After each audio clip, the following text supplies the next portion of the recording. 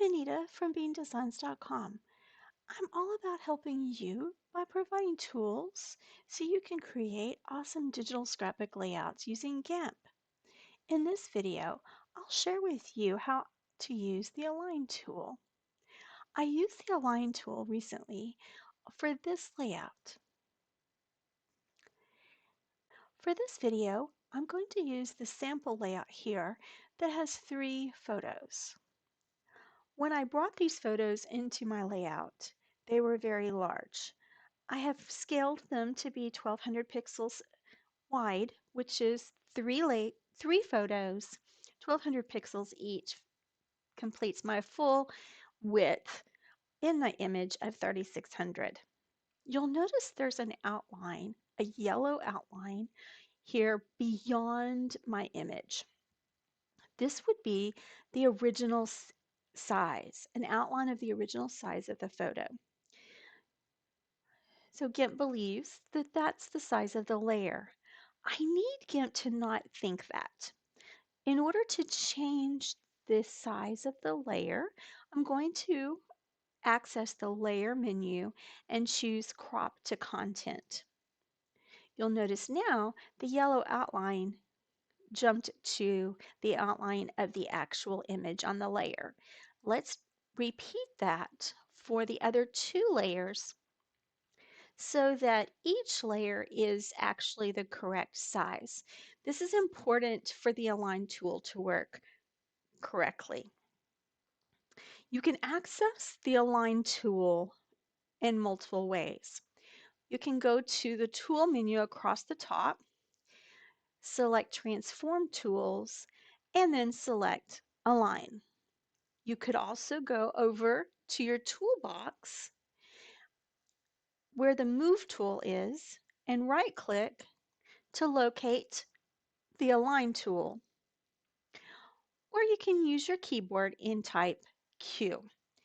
Any of these options will give you your toolbox options. You have Align and Distribute. Then you have Offset X and Offset Y. Offset X is referring to horizontal and Offset Y is referring to vertical. You can do Align and Distribute relative to the first item, the image, selection, active layer, active channel, or active path.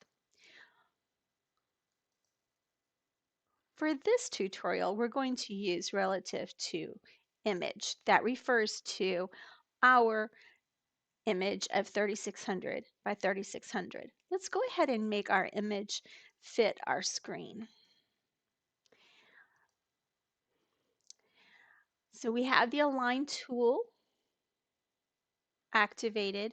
We're just going to click on that top layer and you'll notice the squares. So we know that this layer is the one the tool will perform the action. We'll make it go to the left and to the right, down and up. When you tell it to do something, it remembers where it was. So at this point, we were in the right upper corner, and I tell it to go to the left, and it keeps the same horizontal orientation. It simply changes from right to left. Let's get the photos to where we can see all 3.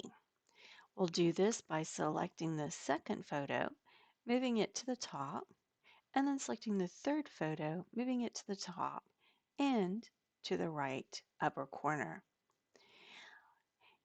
We can manipulate a layer or a photo or an object singularly, as we've seen so far in this tutorial. We can also manipulate several at a time. To do this, we would click on one, hold our Shift key, and click on the others we would like to manipulate. You can see now that all 3 photos have squares around each corner. Let's put all 3 photos to the left to the right, to the bottom, to the top. We can put them centered vertically, centered horizontally. We can also distribute them evenly across. We can do that at the center, the top, the bottom. We can distribute them vertically. When we distributed them vertically, they were done equally measured, and the bottom one ends up off the page. If we were to input 450 here on the Y offset and distribute vertically, you see that they all fall within our image size. Many things to play with. Hopefully this helps you get started on to see what the Align tool can do. If you enjoyed this tutorial, check out the other ones on my YouTube channel and subscribe. There will be more video tutorials to come. My GIMP tutorials are targeted toward use in creating digital scrapbook pages because I desire to help others in preserving their memories for future generations. Bye bye for now.